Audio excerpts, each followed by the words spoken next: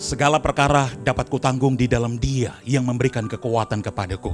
Shalom, salam damai sejahtera dari Rumah Pemulihan Segala Bangsa, The House of Restoration for All Nations, Desa Kembe 1 yang ada di Kabupaten Minahasa, Sulawesi Utara.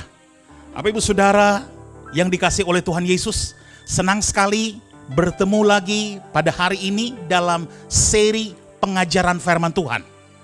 Saya berharap Bapak Ibu Saudara berada dalam keadaan sehat walafiat, tetapi kalaupun hari ini Bapak Ibu Saudara sedang bergumul, sedang bermasalah, saya berdoa tidak kebetulan Bapak Ibu Saudara tune in di channel ini, tune in dalam link ini, sehingga Bapak Ibu Saudara boleh mengalami kasih kuasa kebenaran firman Tuhan yang memerdekakan. Haleluya. Bapak Ibu Saudara yang dikasihi oleh Tuhan Yesus, pada hari ini saya tergerak untuk mengajak kita melihat satu kebenaran firman Tuhan bersama-sama yang saya beri judul Worship Changes the Atmosphere, atau penyembahan yang bisa mengubah situasi keadaan, bisa mengubah atmosfer, yang bisa membuat terjadi pembalikan keadaan, yang bisa membuat kita menerobos. Oleh sebab itu, kita akan melihat ada beberapa hal yang penting yang perlu kita pahami sebelum kita melihat realitas bahwa penyembahan itu sungguh bisa membalikkan keadaan. Yang pertama, kita harus mengerti benar bahwa hati yang menyembah itu seperti apa. Bapak Ibu Saudara yang dikasihi oleh Tuhan Yesus, Tuhan memiliki rencana dan rancangan serta panggilan yang luar biasa buat saya dan saudara. Tetapi kita harus benar-benar memiliki persekutuan ilahi dan terus-menerus dekat dengan Dia, sehingga Ia bisa membukakan rahasianya, Dia bisa membukakan strategi-strateginya bagi kita. Nah, hubungan yang seperti ini hanya bisa terjadi melalui Yesus Kristus. Allah sendiri yang berinisiatif, dan Allah sendiri yang memulai, dan Dia senantiasa rindu untuk mencurahkan kasih-Nya. Nah, perwujudan kasih-Nya adalah melalui anaknya yang tunggal, yaitu Yesus Kristus. Dan Bapak Ibu Saudara, Allah telah memberikan semua milik-Nya demi mendapatkan kasih kita. Saudara, perlu kita pahami bahwa ketaatan dan penyembahan kita kepadanya itu adalah bentuk respons kita terhadap kasih-Nya. Dan hal ini menuntun dan membawa kita untuk terus-menerus mengalami kasih, kuasa, kebenaran firman-Nya yang selalu akan memerdekakan kita, sehingga orang lain boleh melihat Tuhan, orang lain boleh mengalami Tuhan dalam hidup kita. Nah, Bapak Ibu Saudara, mengenai hati yang menyembah itu, kita harus benar-benar mengerti bahwa rancangan mula-mula kita adalah ketika kita dipanggil untuk memerintah di bumi dalam kemitraan dengan Tuhan, saudara. Firman Tuhan dalam Kejadian 1 ayat 27 sampai 28 bilang begini, saya bacakan Bapak Ibu Saudara. Maka Allah menciptakan manusia itu menurut gambarnya. Menurut gambar Allah diciptakannya dia, laki-laki dan perempuan diciptakannya mereka. Allah memberkati mereka, lalu Allah berfirman kepada mereka, beranak cuculah dan bertambah banyak.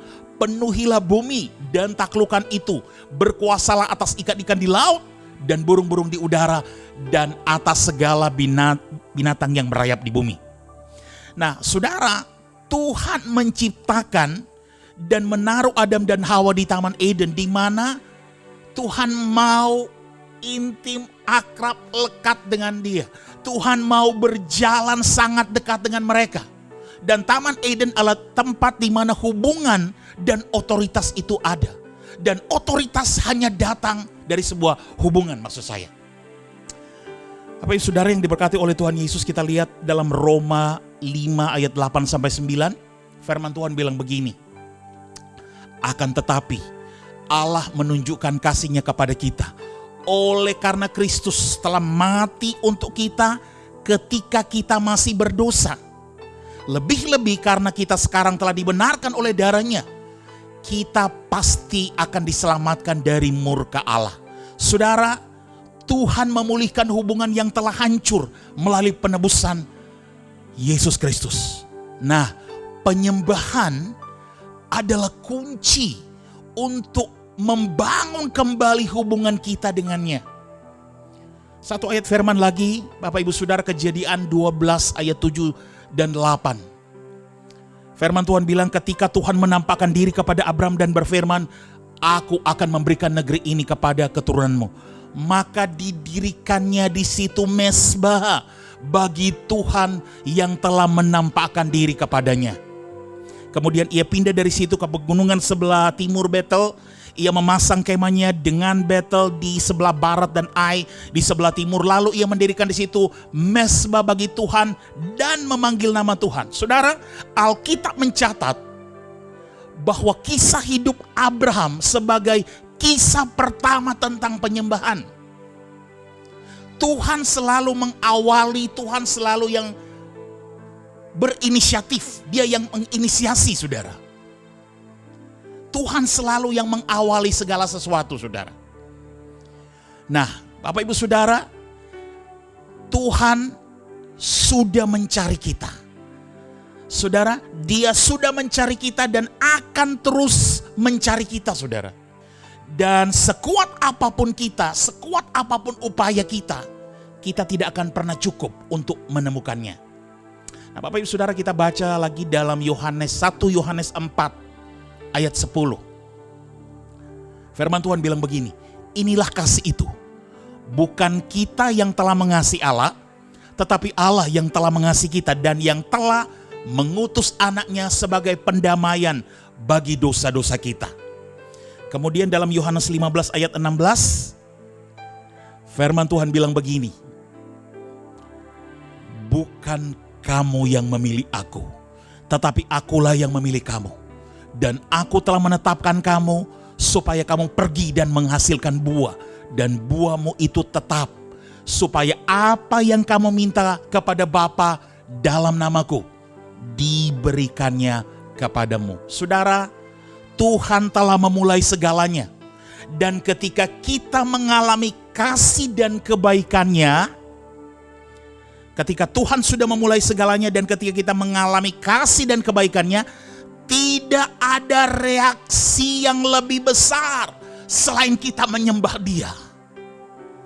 Saudara, penyembahan adalah reaksi atas perjumpaan kita dengan kasih-Nya.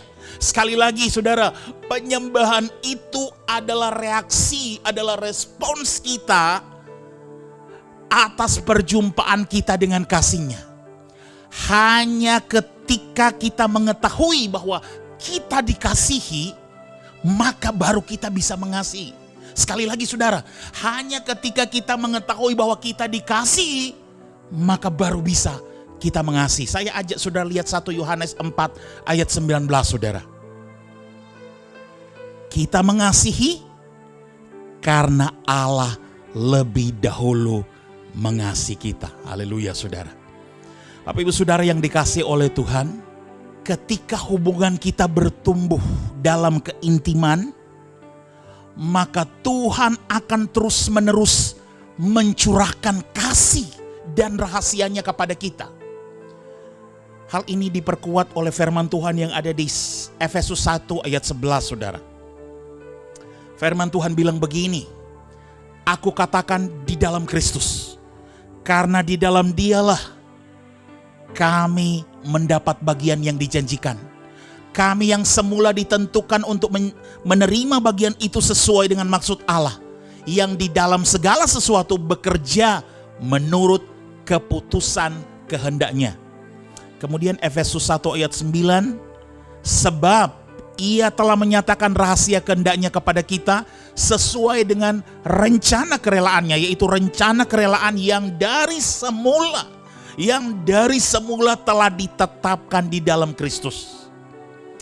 Bapak Ibu Saudara yang dikasihi oleh Tuhan Yesus, kita melayani karena kita dikasihi dan kasih kita kepadanya adalah alasan kita melayani dan taat kepadanya.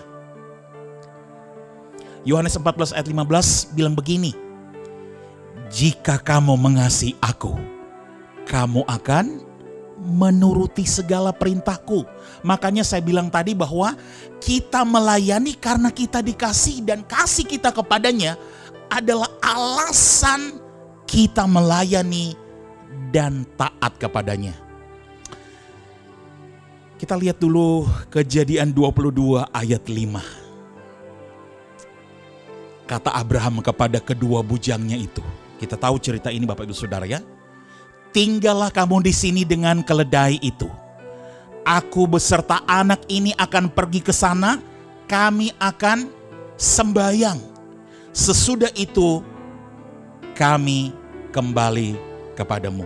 Bapak Ibu Saudara, Abraham tidak berkata dia hendak pergi memberikan persembahan.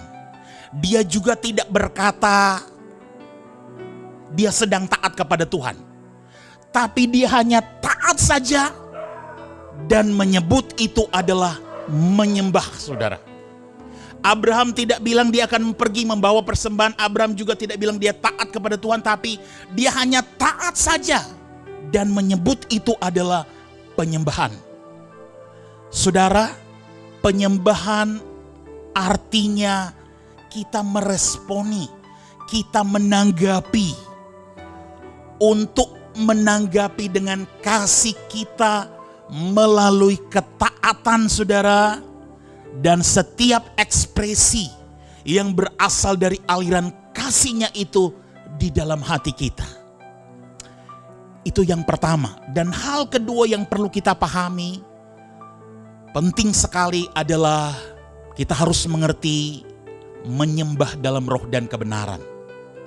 Saudara, Tuhan ingin menjumpai kita dengan segala cara.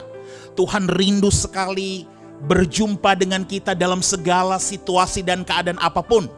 Dan respons kita itu sangat penting. Ya, Bapa begitu sangat mengasihi kita. Tetapi agar kita bisa merespon mengasihi Dia, kita harus lebih dulu pertama-tama mengenal Dia. Benar ungkapan pepatah Indonesia, saudara. Tidak dikenal, tidak disayang. Kita tidak bisa mengasihi Tuhan kalau kita tidak mengenalnya lebih dulu. Sekali lagi saudara, kita tidak bisa mengasihi Tuhan kalau kita tidak mengenalnya lebih dulu. Kita tidak akan bisa menyembah Dia kalau kita tidak mengenalnya lebih dulu. Saudara, respon kasih dan penyembahan yang kita berikan setelah kita mengenal Dia lebih dulu akan menjadi sangat dahsyat dan penuh kuasa setelah itu. Jadi apa yang saya mau bilang, mengenal Bapa pertama-tama melalui firman Tuhan dan mengalaminya secara pribadi adalah hal yang sangat penting, paling penting bahkan saudara, untuk kita bisa mengasihi dan bisa menyembah Dia. Saudara, untuk bisa mengenal sifat dan karakter Tuhan, pertama-tama kita harus membaca firman Tuhan dan terus membangun hubungan untuk kita bisa mengalami Tuhan. Saudara, Yohanes 4 ayat 4 firman Tuhan bilang begini. Ini bagian dari cerita yang diceritakan di Yohanes 4, saudara ya. Ia harus melintasi daerah Samaria.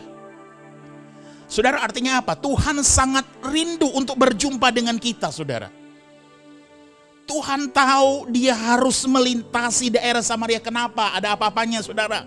Ada maksud dan tujuan juga. Tuhan ingin dan rindu menjumpai kita.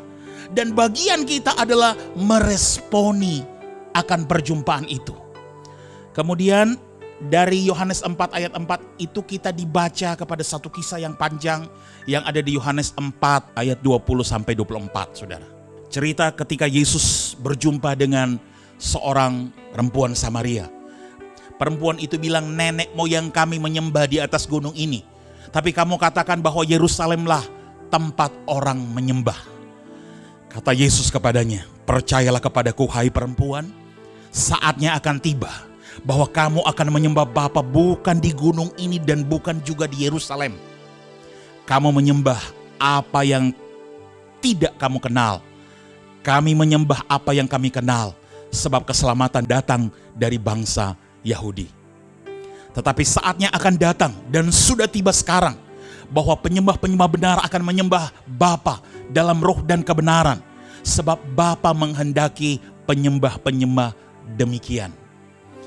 Allah itu roh, dan barang siapa menyembah Dia harus menyembahnya dalam roh dan kebenaran. Saudara, saya percaya bagian firman Tuhan ini adalah nubuatan yang diberikan kepada wanita Samaria.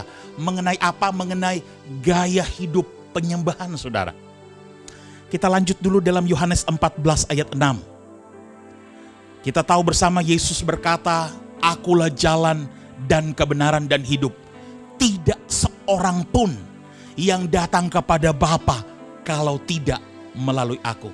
Saudara, pada saat kita menerima Yesus sebagai juru selamat, kita juga menerima akses jalan masuk, saudara, kepada Bapa. Sebagaimana kata firman itu, saat kita terima Yesus sebagai Tuhan dan juru selamat, kita memiliki akses langsung datang kepada Bapa.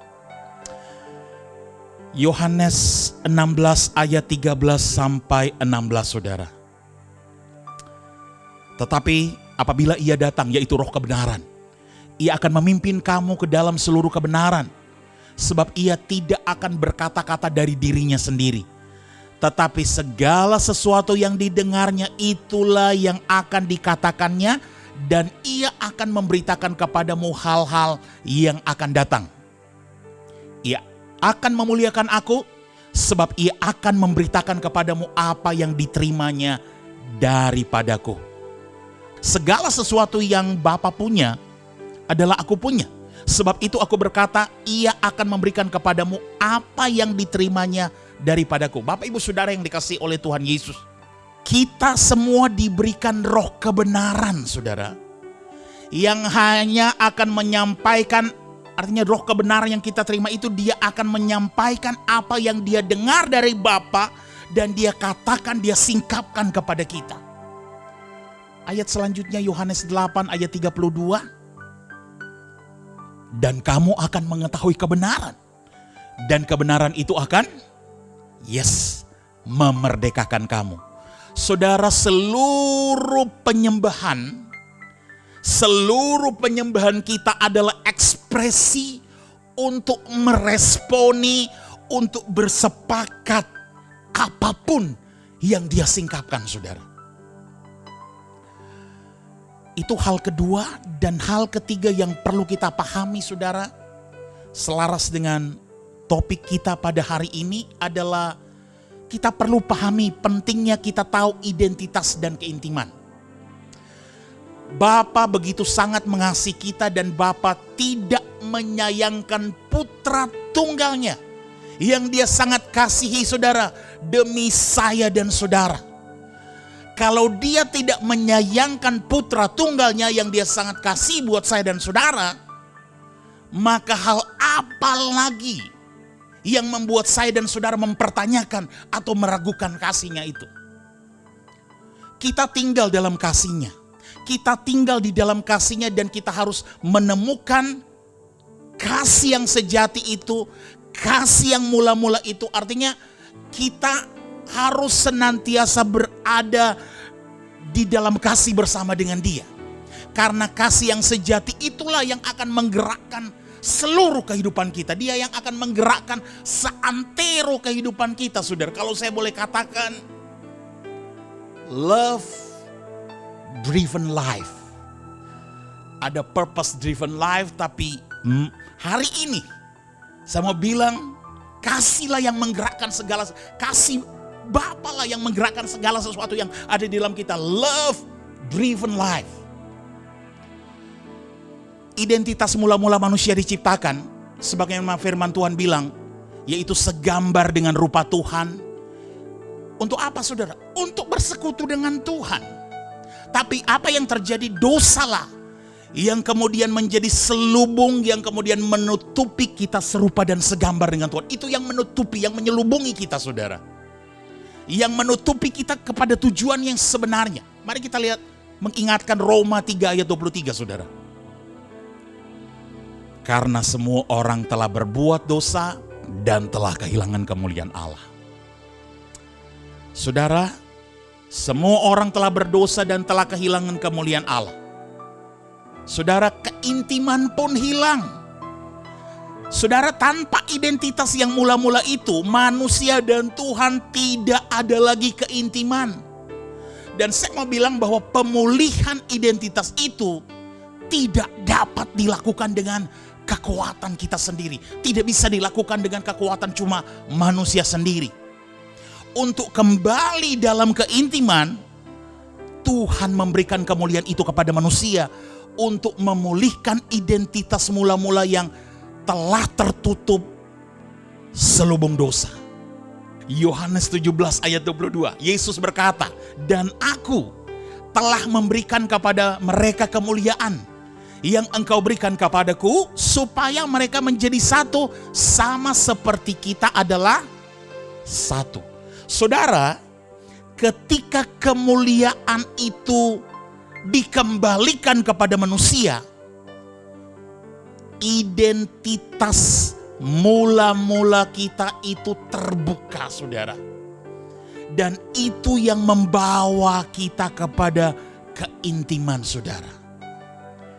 Tuhan lebih dahulu mengasihi kita, dan Ia membawa kita kepada keintiman di mana kemudian kita disadarkan kembali kepada identitas kita sebagai yang dikasihinya, saudara. Keintiman, sekali lagi saya bilang, saudara, keintiman itu adalah respons kasih kita kepada Tuhan yang telah lebih dahulu mengasihi kita. Sekali lagi, 1 Yohanes 4 ayat 19 sampai 18. Kita mengasihi karena Allah lebih dahulu mengasihi kita. Di dalam kasih tidak ada ketakutan. Kasih yang sempurna melenyapkan ketakutan, sebab ketakutan mengandung hukuman, dan barang siapa takut, ia tidak sempurna di dalam kasih. Bapak Ibu Saudara yang dikasihi oleh Tuhan Yesus, dari awal penciptaan, keintiman dalam persekutuan menjadi kerinduan Tuhan. Dan Yesus mengajak kita untuk tinggal dalam kasih-Nya sama seperti Dia tinggal dalam kasih Bapa. Yohanes 15 ayat 9. Hari ini kita banyak melihat ayat-ayat firman Tuhan karena itulah yang menjadi dasar dan meneguhkan kita akan kebenaran yang sesungguhnya. Firman Tuhan bilang, seperti Bapa telah mengasihi aku, demikian juga aku telah mengasihi kamu. Tinggallah di dalam kasihku itu. Ini ajakan Yesus, saudara. Persekutuan yang intim dengan Tuhan itu akan membuka selubung yang menutupi kita dari identitas semula kita. Saya mau bilang sekali lagi, Bapak Ibu Saudara, persekutuan yang intim dengan Bapa, dengan Tuhan, itu akan membuka, menyingkapkan selubung yang selama ini menutupi identitas semula kita. Ketika kita memilih untuk datang kepadanya dengan hati terbuka, Roh Kudus juga, Dia akan membuka selubung yang menutupi kita untuk kita bisa melihat gambaran yang secara utuh. Kita lihat 2 Korintus 3 ayat 16 sampai 18. Tetapi apabila hati seseorang berbalik kepada Tuhan, maka selubung itu diambil daripadanya. Sebab Tuhan adalah Roh, dan di mana ada Roh Allah, di situ ada kemerdekaan. Dan kita semua mencerminkan kemuliaan Tuhan dengan muka yang tidak berselubung. Dan karena kemuliaan itu datangnya dari Tuhan yang adalah Roh, maka kita diubah menjadi serupa dengan gambarnya dalam kemuliaan yang semakin besar. Haleluya. Bapak Ibu Saudara yang dikasihi oleh Tuhan Yesus, dengan tinggal dalam keintiman, itu akan membuat kita menjadi pribadi yang mencerminkan kemuliaan Tuhan dengan muka yang tidak berselubung. Dengan selubung yang terbuka kita melihat sesuatu gambaran akan rancangan yang semula secara utuh. Yes, Kristus adalah gambaran rancangan mula-mula itu. Dan kita dibawa untuk mencapai tujuan kembali pada rancangan tersebut, saudara. Matius 17 ayat 5. Dan tiba-tiba sedang ia berkata-kata, turunlah awan yang terang menaungi mereka. Dan dari dalam awan itu terdengar suara yang berkata, inilah anakku yang kukasihi, kepadanyalah aku berkenan, dengarkanlah ia. Bapak Ibu Saudara, keintiman kita dengan Tuhan membawa kita pada keserupaan dengan Kristus. Hanya melalui tinggal diam dalam Dia, kita mencapai ekspresi penuh Kristus dalam kehidupan kita. Saya ulangi sekali lagi Bapak Ibu Saudara. Hanya melalui tinggal di dalam Dia, kita mencapai ekspresi penuh Kristus dalam kita. 1 Yohanes 4 ayat 17.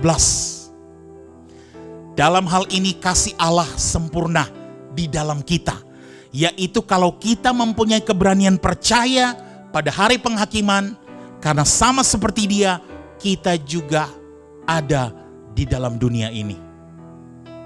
Dengan kembalinya hubungan kita dengan Tuhan sebagai Bapa dan anak, maka warisan kesegambaran, warisan keserupaan itu pun kita bisa peroleh kembali. Roma 8 ayat 15-16 menyatakan hal itu. Sebab kamu tidak menerima roh perbudakan yang membuat kamu menjadi takut lagi, tetapi kamu telah menerima roh yang menjadikan kamu anak Allah. Oleh roh itu kita berseru, ya Aba, ya Bapa. Roh itu bersaksi bersama-sama dengan roh kita bahwa kita adalah anak-anak Allah. Haleluya. Saudara, hal selanjutnya, atau saya boleh katakan poin keempat yang sangat penting untuk kita pahami adalah kita harus berbuah melalui keintiman. Saudara, untuk bisa berbuah, kita harus tinggal di dalam Dia dan Dia di dalam kita. Artinya, kita harus benar-benar melekat, intim, akrab dengan Dia. Kenapa demikian? Karena dengan demikian, kita sedang mengizinkan Tuhan untuk memimpin dan menuntun kita. As the Lord leads, saudara. Kita mengizinkan Tuhan yang menuntun, memimpin kita, saudara. Nah, kalau Tuhan yang menuntun dan memimpin kita, pasti akan sesuai dengan kehendaknya. Jadi buah yang dihasilkan juga pasti luar biasa. Fruit quality guaranteed, dijamin buah-buahnya, saudara. Kalau Tuhan kita izinkan Tuhan yang menuntun kita, saudara, maka pasti kita akan bergerak selaras dengan maksud kehendaknya, dan buah-buah yang kita hasilkan pun adalah berkualitas. Beda dengan kalau kita mau berusaha sendiri, kita mau melakukan pelayanan sendiri demi mencapai atau menghasilkan buah. Sekalipun kita melakukan disertai dengan banyak mujizat, menyembuhkan, bisa membuat dan lain-lain, tetapi beda, saudara. Karena apa? Karena yang kita lakukan itu belum tentu kehendak Tuhan. Dan kebanyakan yang seperti itu cuma karena maunya kita sendiri, karena kita yang mau memimpin. Good idea belum tentu sama dengan God's idea, saudara. Dan good idea kadang-kadang buahnya juga fake, saudara. Haleluya. Saudara, berbuah menjadi satu hal yang Tuhan sampaikan ketika manusia pertama kali diciptakan, saudara. Tuhan rindu itu ada. Kita lihat Kejadian 1 ayat 28, ayat sangat populer sekali, saudara. Allah memberkati mereka, lalu Allah berfirman kepada mereka, beranak cuculah dan bertambah banyak.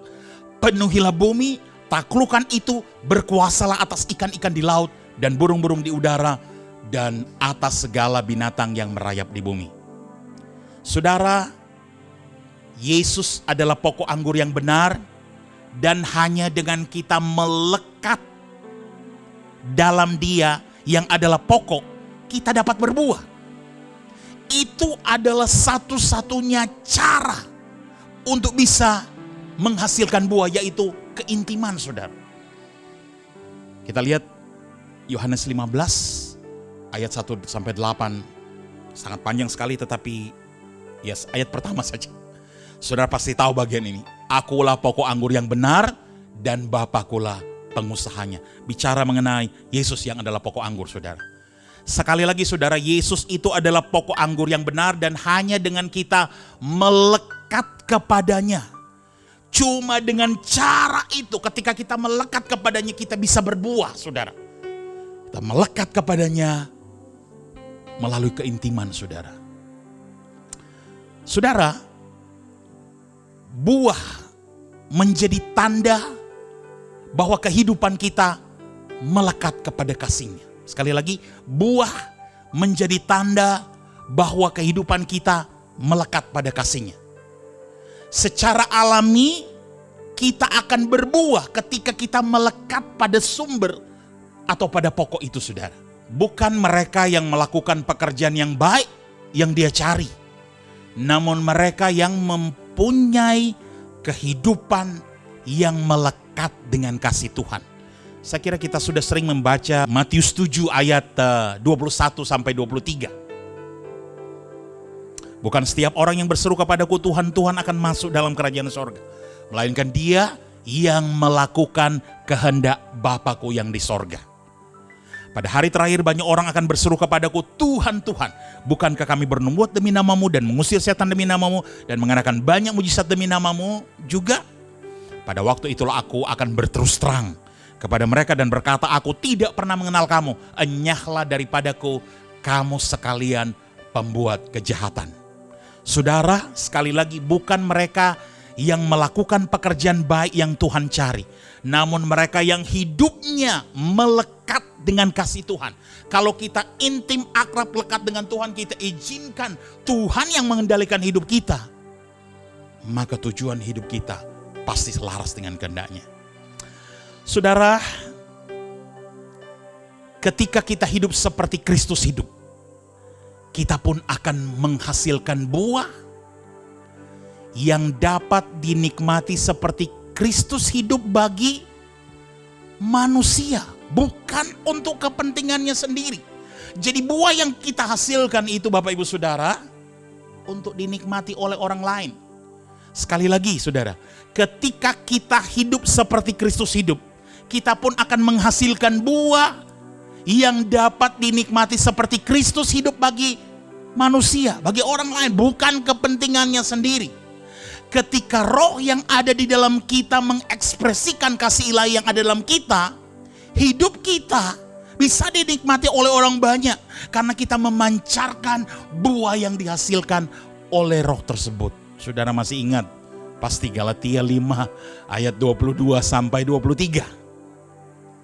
Tetapi buah roh ialah kasih, sukacita, damai sejahtera, kesabaran, kemurahan, kebaikan, kesetiaan, kelemah lembutan, penguasaan diri. Tidak ada hukum yang menentang hal-hal itu. Saudara, Kristus mengatakan bahwa Ia datang untuk menyampaikan kabar baik kepada banyak orang. Kita ingat dalam Lukas 4 ayat 18, firman Tuhan bilang, roh Tuhan ada padaku, oleh sebab itu Ia telah mengurapi aku untuk menyampaikan kabar baik kepada orang-orang miskin. Dan Ia mengutus aku, dan seterusnya dan seterusnya. Saudara, buah dari kehidupan kita yang melekat dengan Dia adalah keserupaan. Ketika kehidupan kita sama seperti Kristus, kita menjadi pesan yang berupa kabar baik, maksudnya buah kita bagi orang lain. Sejatinya setiap buah yang berasal dari kehidupan kita yang melekat dengan Tuhan akan menghasilkan buah yang dari Dia dan bertujuan kembali kepadanya. Saudara, sama seperti Kristus yang adalah terang dunia, kita pun ada untuk menjadi terang di tengah-tengah dunia ini, saudara. Terang itu tidak ditujukan untuk disimpan secara tersembunyi, namun untuk menerangi kegelapan, sehingga dunia akan memuliakan Tuhan yang menjadi sumber terang kita. Saudara, kita bisa lihat sekali lagi dalam Matius 5 ayat 16. Demikianlah hendakmu terang bercahaya di depan orang, supaya mereka melihat perbuatanmu yang baik dan memuliakan Bapa yang di sorga. Bapak Ibu Saudara yang dikasihi oleh Tuhan Yesus, itu yang terjadi ketika kita berbuah dari kehidupan yang melekat di dalam Tuhan. Kehidupan kita dapat dinikmati, dan seketika itu akan membuat orang lain melihat dan memuliakan Tuhan yang menjadi sumber kehidupan kita. Haleluya. Hal kelima yang sangat penting pada hari ini yang saya mau bagikan kepada saudara, dalam keselarasan kita mau mengerti penyembahan yang bisa membalikkan keadaan, membawa kita pada terobosan, adalah mengenai pemulihan kemah Daud, saudara. Bapak Ibu Saudara, Tuhan berkenan kepada Daud. Kita baca dalam firman Tuhan bahwa Tuhan berkenan kepada Daud karena apa? Karena Daud memiliki keintiman dengan Tuhan. Nah, melalui keintiman itu Daud bisa mengerti isi hati Tuhan. Kerinduan hati Daud yang selaras dengan Tuhan adalah agar semua bisa bertemu dengan Tuhan.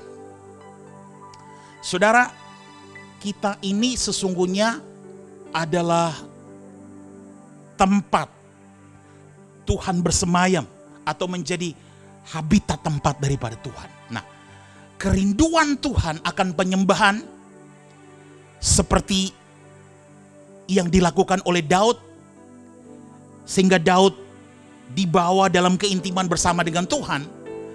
Kerinduan Tuhan dalam penyembahan adalah bahwa Tuhan merindukan penyembahan kepadanya itu lahir dari bentuk keintiman kita sebagai respons yang benar akan pengenalan kita kepadanya.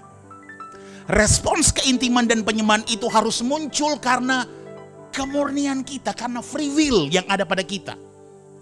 Karena memang kita rindu, kita memiliki free will untuk mengenal dan mau mengasihi Dia. Bukan karena paksaan, bukan karena kewajiban, bukan karena aturan yang harus dipenuhi.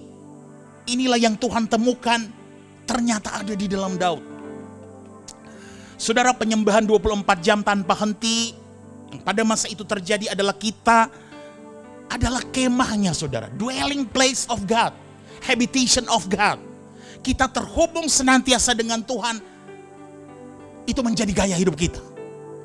Dan kita terus menerus menjadi berkenan kepada Tuhan dan melakukan kehendak Tuhan pada zaman kita sekarang, di mana orang lain boleh mengalami Tuhan, mengalami kasih kuasa kebenaran firman Tuhan yang memerdekakan kehidupannya.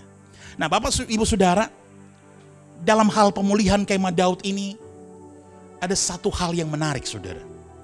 Kalau saya boleh katakan, ekspresi penyembahan yang kita lakukan di masa sekarang ini adalah hasil dari peran seorang anak muda yang membawa perubahan radikal dalam cara menyembah.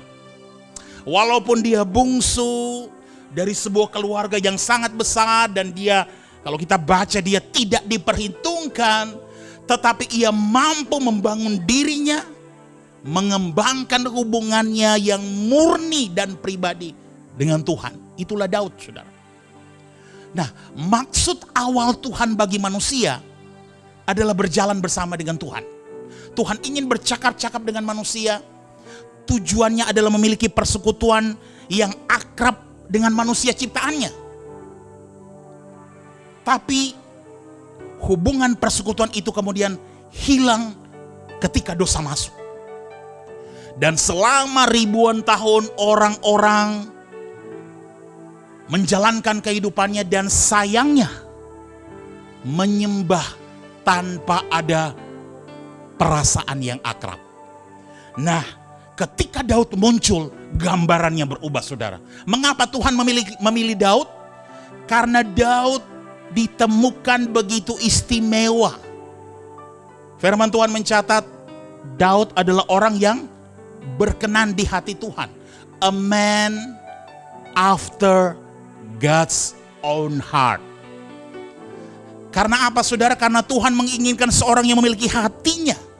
Orang yang kenal benar dan memiliki hatinya, sehingga melalui orang ini maksud dan kerinduan Tuhan terwujud saudara. Nah, lalu kemudian ada janji Tuhan yang luar biasa dalam Amos 9 ayat 11 sampai 12. Pada hari itu, aku akan mendirikan kembali pondok Daud yang telah roboh. Aku akan menutup pecahan dindingnya dan akan mendirikan kembali reruntuhannya. Aku akan membangunnya kembali seperti di zaman dahulu kala, supaya mereka menguasai sisa-sisa bangsa Edom dan segala bangsa yang kusebut milikku. Demikian firman Tuhan yang melakukan ini. Saudara, ini bicara mengenai pemulihan kemah atau pondok Daud. Saudara, ada 3 kemah yang dicatat dalam perjanjian lama. Ada kemah Musa, Salomo, dan Daud saudara. Tapi yang Tuhan maksud di sini adalah pemulihan kemah Daud, bukan kemah Musa atau Salomo saudara. Padahal saudara, kalau kita baca, Tuhan tidak menyuruh Daud untuk membangun kemah Daud. Itu inisiatifnya sendiri. Karena dia intim, akrab, lekat dengan Tuhan. Dia kenal benar isi hati Tuhan, sehingga dia lakukan itu. Kalau kemah Musa, Tuhan yang suruh. Salomo juga. Tapi Tuhan gak pernah menyuruh Daud sebenarnya. Tetapi keintimannya, kenal benar isi hati Tuhan, dia lakukan ini saudara. Akhirnya, singkat cerita Bapak Ibu Saudara, suatu ketika Daud bisa membawa kembali tabut Tuhan itu dibawa ke Yerusalem. Tapi waktu itu ada masalah. Kediaman tabut Tuhan terakhir itu ada di ruang Maha Kudus. Dan sudah, kalau mungkin boleh diperkirakan, sekitar 1000 tahun terakhir, hanya imam besar yang boleh masuk, itu pun 1 tahun 1 kali, pada hari pendamaian, sudah hari raya pendamaian. Dan kita tahu dia harus mengenakan lonceng, kemudian diikat dengan tali saudara. Karena kalau kedapatan nggak kudus, dia akan mati dan terpaksa harus ditarik keluar saudara.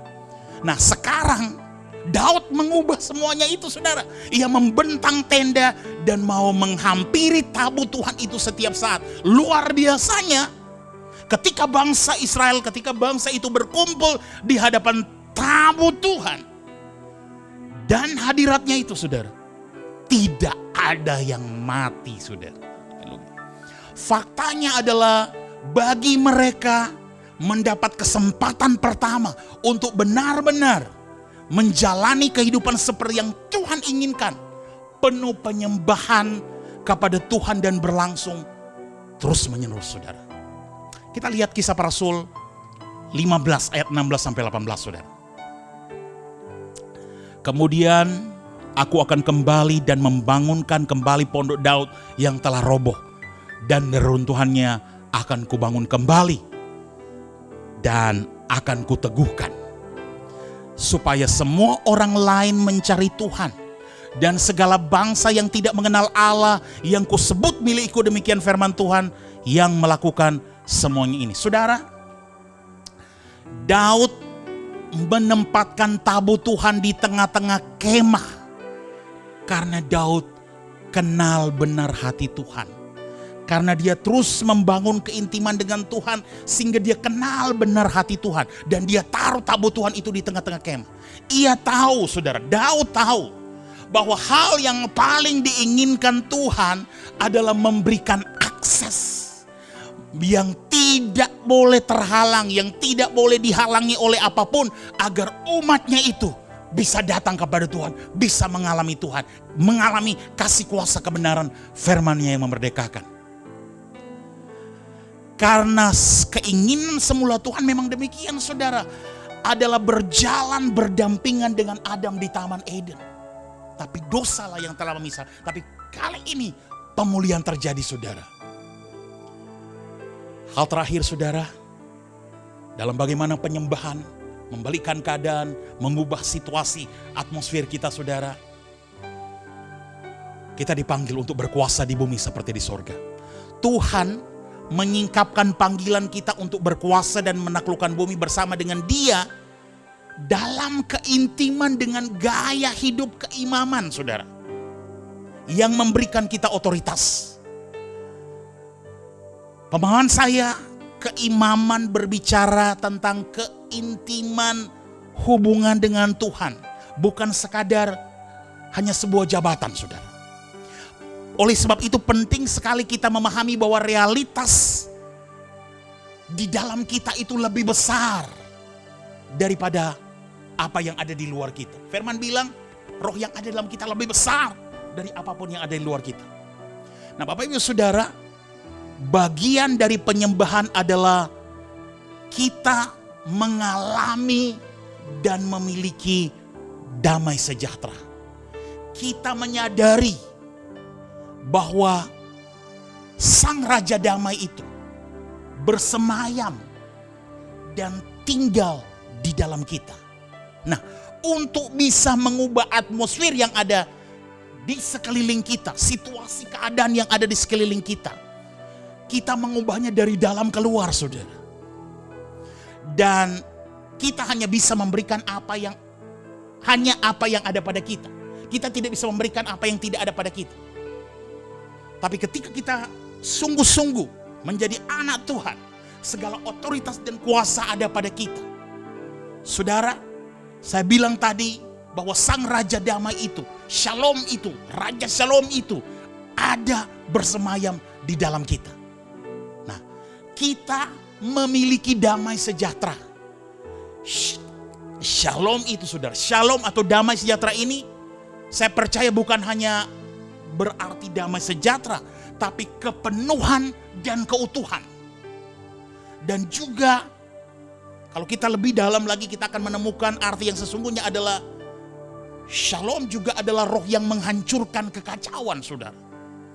Jadi sesungguhnya kalau saya boleh katakan, kita memiliki jawaban atas segala kekacauan, segala chaos yang terjadi di dunia sekitar kita. Kita bisa mengubah atmosfer, kita bisa mengubah segala keadaan melalui penyembahan kita. Ketika kita perkatakan, ketika kita segala cara, saudara, yang keluar lewat mulut kita, damai sejahtera yang keluar yang kita perkataan melalui kita, ada kuasa dan mengubahkan situasi keadaan, atmosfer di sekitar kita, pembalikan keadaan bisa terjadi. Saudara, kita lihat Wahyu 1 ayat 6. Firman Tuhan bilang begini. Dan yang telah membuat kita menjadi satu kerajaan, menjadi imam-imam bagi Allah Bapanya. Bagi Dialah kemuliaan dan kuasa sampai selama-lamanya. Bapak Ibu Saudara, sudah nanti merupakan panggilan kita untuk berkuasa dan menaklukkan bumi bersama-sama dengan Dia sebagai imamat rajani. Namun otoritas itu hanya bisa kita miliki melalui apa? Keintiman, sekali lagi back to intimacy. Keintiman dengan Dia. Nah, keintiman kalau saya boleh katakan adalah gaya hidup keimaman yang membawa kita pada otoritas untuk menaklukkan bumi dan segala isinya. Ayat terakhir saya percaya Bapak Ibu Saudara, Matius 6 ayat 10. Sama seperti ketika kita berdoa, datanglah kerajaan-Mu, jadilah kehendak-Mu di bumi seperti di sorga. Saudara, kerinduan Kristus adalah benar-benar bumi ini terlihat seperti di sorga. Tujuan kita sebagai anak-anaknya tidak hanya sekedar selamat, tetapi dan kembali ke sorga, saudara, namun bersama-sama dengan Dia membawa realitas sorga itu sampai menjadi nyata di bumi ini. Bapak Ibu Saudara, jadi kunci hari ini, kunci untuk perubahan atmosfer, kunci untuk pembalikan keadaan, kunci untuk terobosan melalui penyembahan adalah kita senantiasa harus berdiam dalam hadirat Tuhan dan berjumpa dengannya. Itu harus menjadi gaya hidup, lifestyle.